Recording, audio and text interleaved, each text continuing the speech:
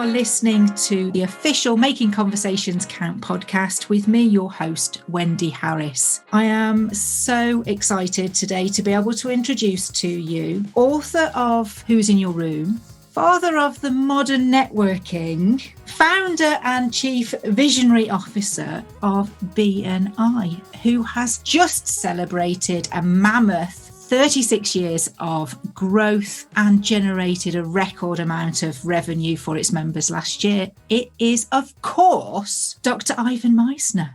Ivan, how are you and where are you today?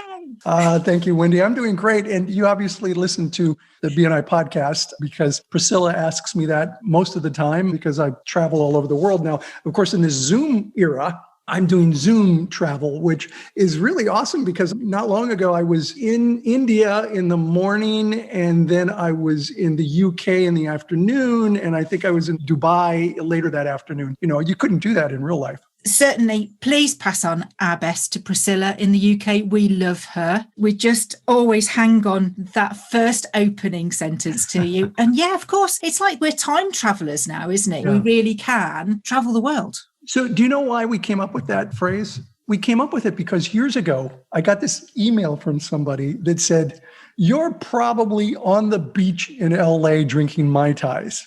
You're not really doing anything." And I'm like, oh my goodness, this guy does not see my calendar.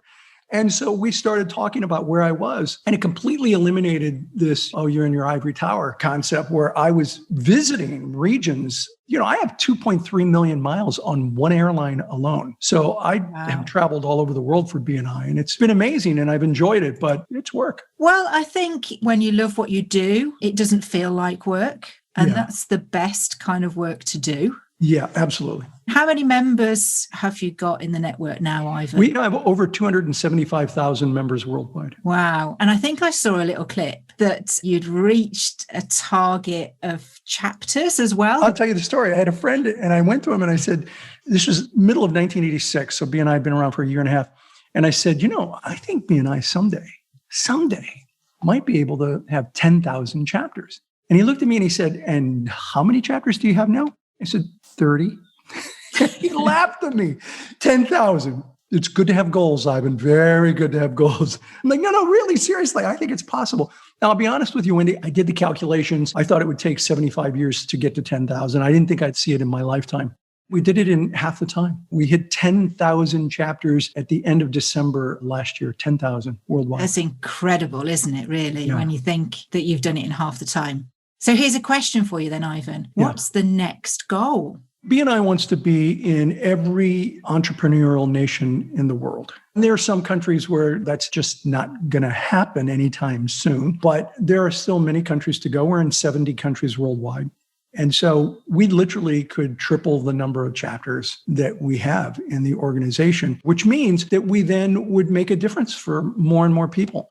Last year, in the middle of COVID, this craziness of COVID, our organization passed almost 12 million referrals. We generated for our members over 16 billion US dollars worth of business during COVID. And to me, this is the most amazing statistic. In December of 2020, our members generated more business for each other than they did in December of 2019. Which is incredible. I think in lots of respects, I know that the current global situation has had a devastating impact on all corners of life. However, I do also see it's almost like from the ashes that the little seeds are growing and there's so many good things happening that we're kind of more focused than ever before on making sure we're spending the right time with the right people in the right places. Would you agree? I agree. And you use a word that I think is very apropos, and that's focused.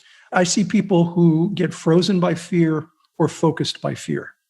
And BNI has been around 36 years. I've seen that a lot. And we live in fearful times, and I get that. Those people who allow that fear to focus them are way more successful than those who just get frozen by fear. And today, more than ever, you need your network. Your network of people are there to help you and support you to get through difficult times. And I saw that over and over again in the last year. I am humbled by the things that I've seen in terms of BNI members supporting one another and getting through these challenging times. It's truly amazing. Certainly, with only being able to do very limited face-to-face in the little breaks in the UK, where we've been able to socially distance in very small groups of 6, I've not really met any of my chapter members apart from a couple of people that I maybe knew before I joined BNI, or somebody that I brought into the chapter. And I know that I can pick up the phone anytime to them. And certainly joining BNI through these times has made a real big difference to my business. Our membership went up during COVID. Yeah. I would say the first 6 months, many people were frozen in fear. And I've seen this in previous recessions. At some point, people go, well, this isn't working for me. I need to do something. And during every recession in the past, our membership went up. And during COVID and the resulting recession, our membership went up because people recognize that their network is so incredibly important. Well, certainly my network in my chapter, at any point, they're my safety net. This morning, I had a little wobble about something else, and I reached out to somebody that I would consider a really good friend. And basically, she gave me a big, strong talking to and said, pull your socks up. And that's the value of having a network. Yes, it takes time, but it's like family. Your network is a beacon of hope in a sea of fear. Yeah. They are the people that are there to help you and to support you. And we certainly have seen that in this last year. And I think we're going to need to continue to see it for part of this year, at least.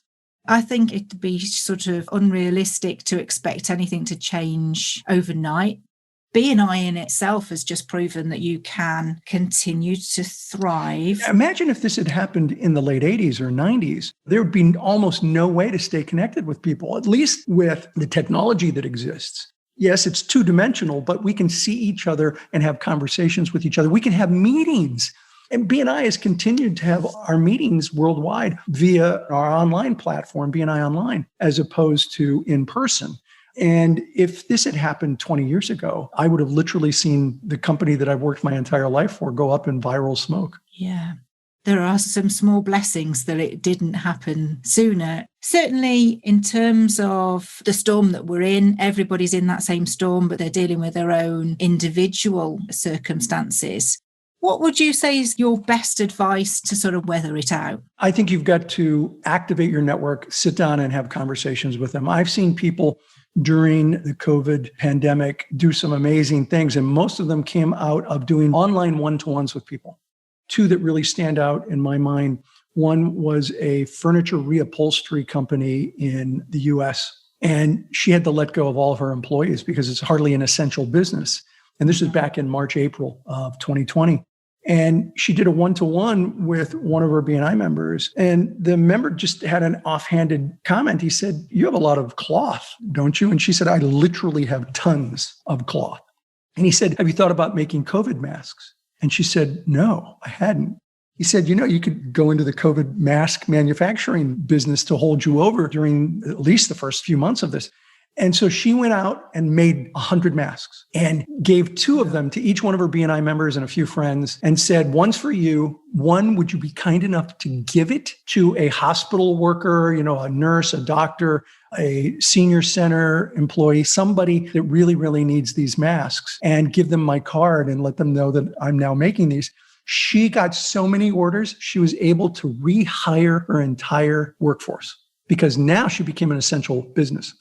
And she rehired her workforce and they physically distanced. I don't like the term social distancing. We need to be more social than ever. And she hired them all back and she got into the COVID mask manufacturing business.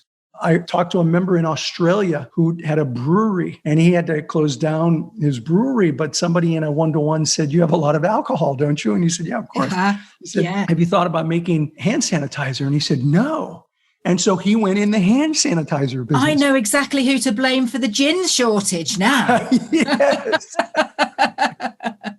It's been amazing. And it's all happened where people got focused by fear as opposed to being frozen by fear. My business sort of closed overnight. I had 1 day a month work at the end of March.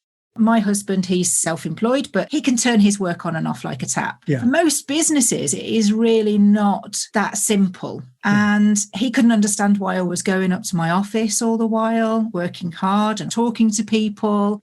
And what came of that was a transition, a book, my podcast, which I'm so proud of. and joining a network that was my safety net.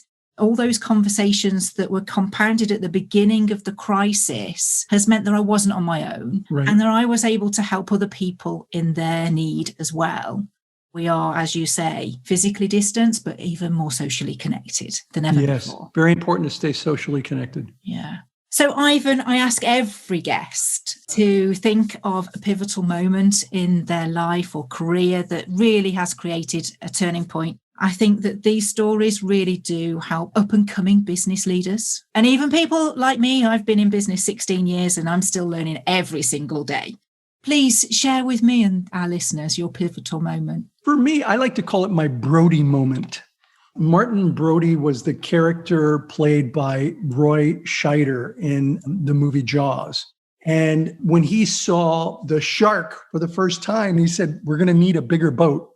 I think my Brody moment came in December of 1985, and it stemmed from a conversation that I had in March of that year. But in December of every year, I sit down and I reflect. How did this year go according to plan? Where do I want to be a year from now, 5 years from now?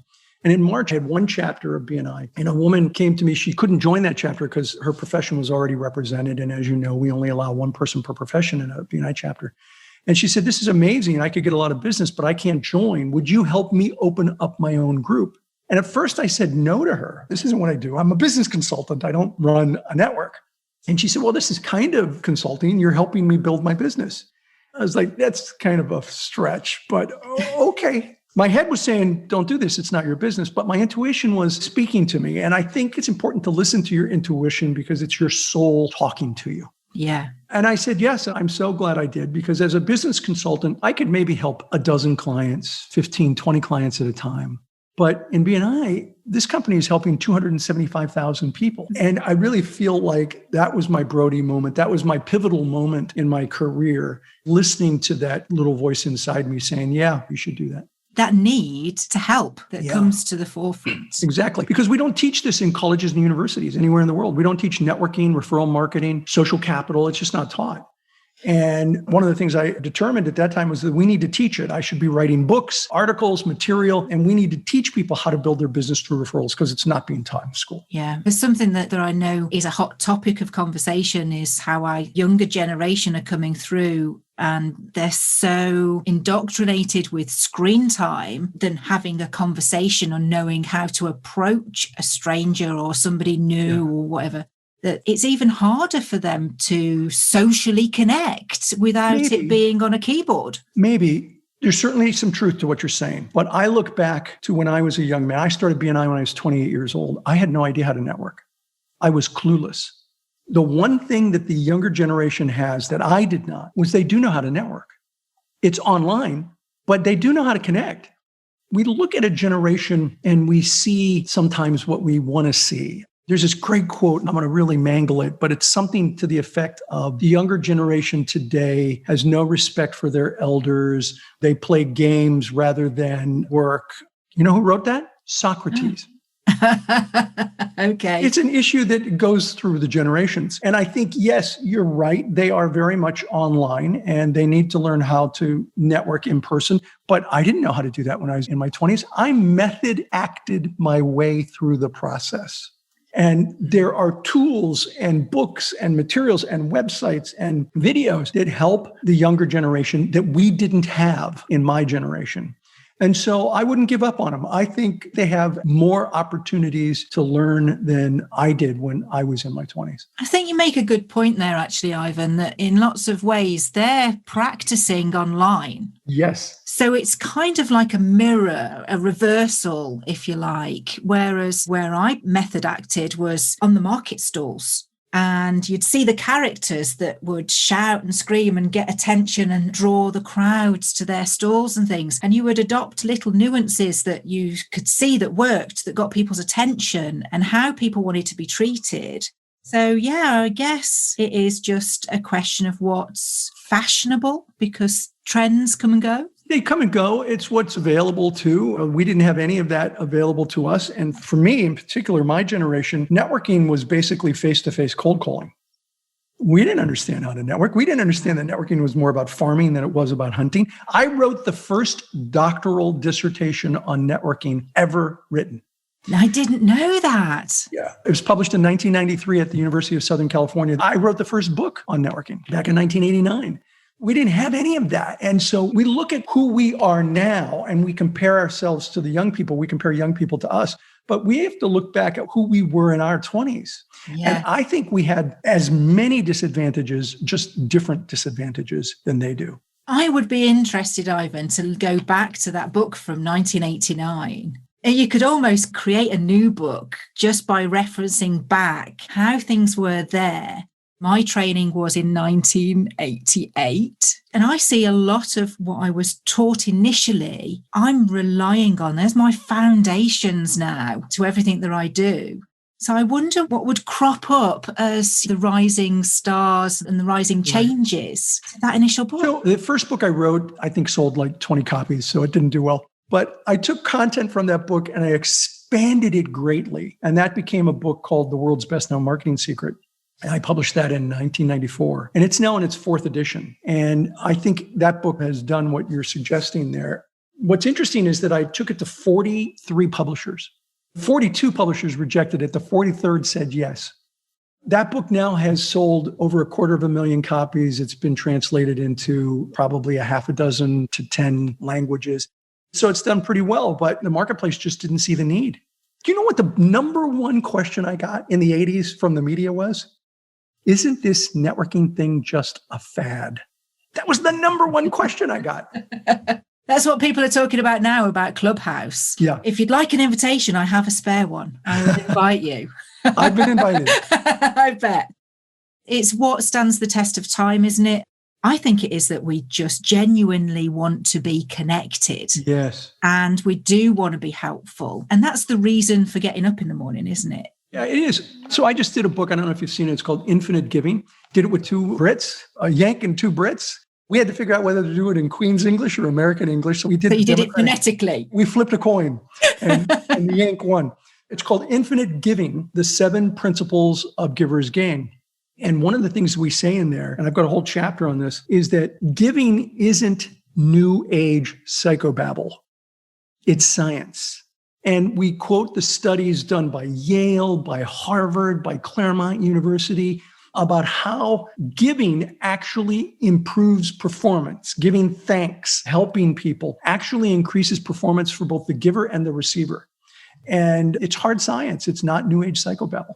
Oh, I think it's incredible. I love your latest book, The Who's in Your Room. Yeah, Infinite Giving actually came out after Who's in Your Room. Oh, did it? Yeah. You're just a prolific book writer, Ivan. That's what I do now. I'm working in my flame. So would you like a minute on the concept of Who's in Your Room? Yeah, really. Since I've discovered this, it has dented at the front of my brain. Right. Here's the concept. Imagine you live your life in one room, and that one room has only one door. And that one door is an enter-only door, so that when people come into your life or into your room, they're there forever. You can never get them out. Luckily, this is a metaphor, Wendy, but if it were true, would you be more selective about the people that you've let into your life?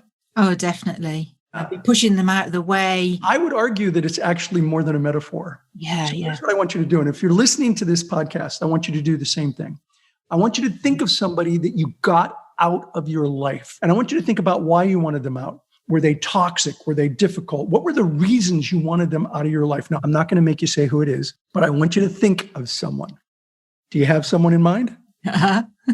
Okay, now, if you're listening to this, I want you to do the same. I want you to think of that person. Now, I want you to think about why you wanted them out. What did they do to you? Think about something specific they did that just really upset you. It was maybe one of the reasons why you wanted them out of your life. You got that in your mind? Yes, I'm holding on to that. Okay, so here's the thing. If they're still in your head, they're still in your room.